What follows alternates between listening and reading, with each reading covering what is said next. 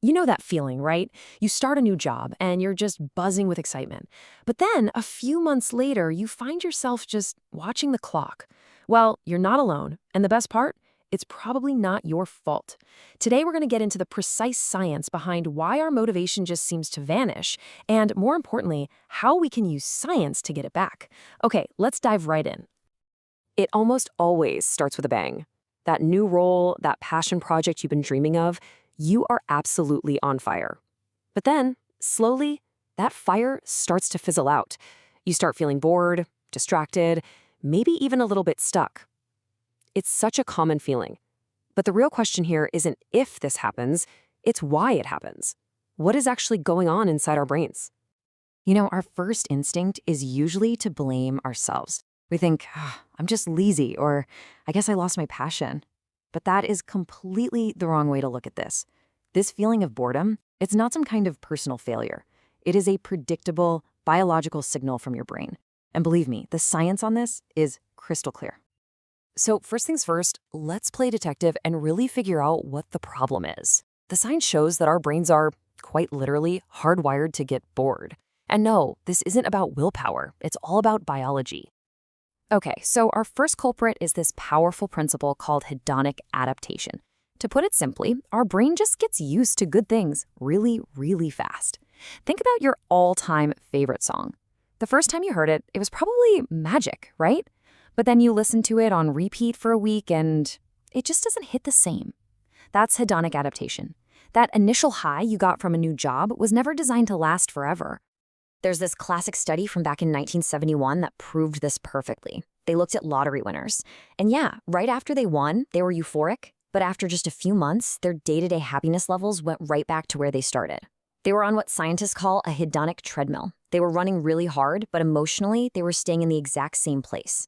Your new job is kind of like that lottery ticket. It's thrilling at first, but then your brain adapts, and the novelty that made it so exciting just evaporates.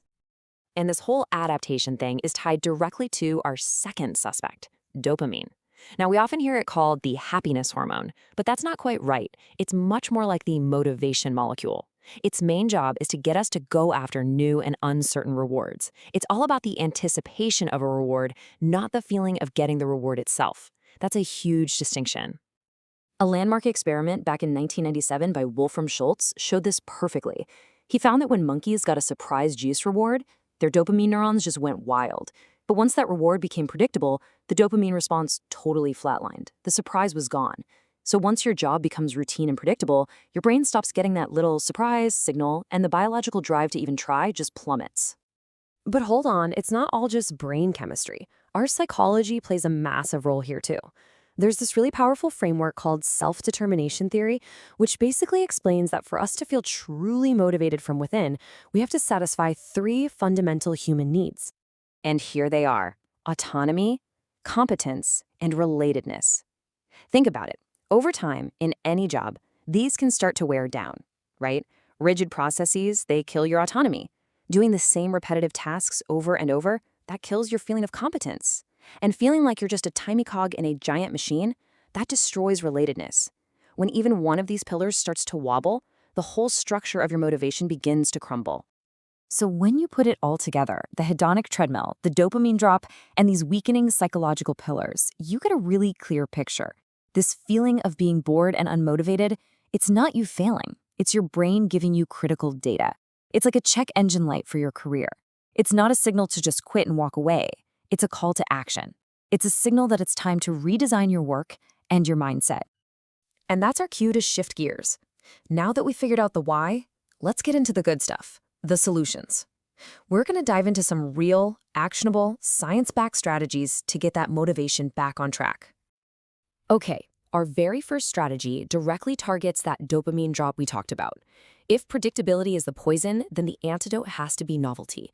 But here's the cool part. You don't need to quit your job to find it. The key is a strategy I like to call controlled novelty. Here's how it works. Instead of some huge, year-long goal, try setting tiny, weekly goals. Instead of doing a task the exact same way every single time, experiment with a new approach or maybe a different tool. These little, frequent changes create just enough of that reward prediction error to give your brain a steady, healthy drip of dopamine, signaling that, hey, things are still new and interesting around here. Next up, let's talk about the legendary flow state. You've probably heard of it. Flow is that amazing feeling of being completely absorbed in something where time just seems to disappear. It happens when the challenge of a task is perfectly matched to your skill level. See, if it's too easy, you're bored. If it's too hard, you're anxious. That sweet spot right in the middle, that's where motivation ignites. So you have to become the architect of your own challenges. Try to finish a task just 5% faster than last time. Learn one new shortcut for the software you use every day. Ask your manager for a project that stretches you just a little bit. By constantly and gently raising the bar for yourself, you stay in that flow channel, and work starts to feel less like a chore and more like a really satisfying game. And finally, let's circle back to that self-determination theory. If your feelings of autonomy, competence, and relatedness have worn down, you can actively rebuild them. This is all about making small shifts in your mindset and where you put your focus. So for autonomy, even if you can't choose your projects, maybe you can choose the order you do them in. For competence, stop focusing only on the final outcome and start tracking the new skills you're picking up along the way. And for meaning, just take 2 minutes to connect that boring task to how it actually helps your team or to a value that you personally care about. I promise, just rebuilding one of these pillars can totally transform your work experience. So as we start to wrap this up, the biggest takeaway is this: stop trying to force yourself to be motivated. Instead, you have to become a designer, an architect of your work environment so motivation can just show up on its own. And this is the idea I really want you to walk away with. Stop trying to find motivation. Instead, create the conditions where it can't help but appear. You're not trying to push a giant rod up a hill anymore. You're just changing the slope of the hill itself. So here it is, your scientific toolkit for becoming a motivation architect.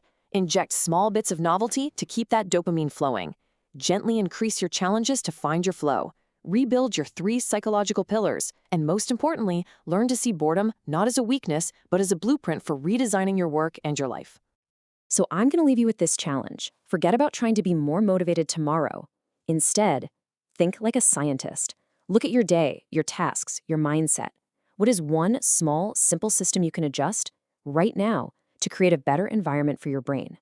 The power to change this is right there in your hands. Thanks for joining me for this explainer.